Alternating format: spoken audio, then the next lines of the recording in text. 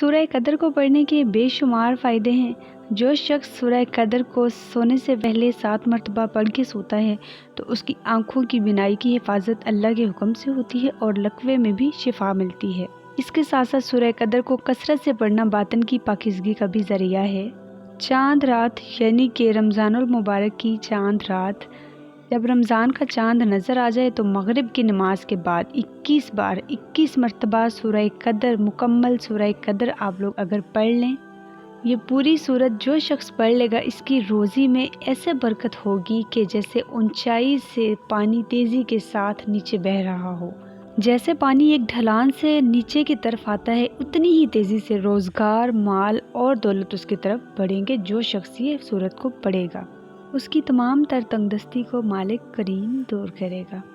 سورہ فتح کے بارے میں لکھا گیا ہے کہ اگر جو شخص سورہ فتح کو 3 مرتبہ پڑھ لے رمضان المبارک کا چاند دیکھنے کے بعد تو اس کے رزق میں فراخی نصیب ہوتی ہے۔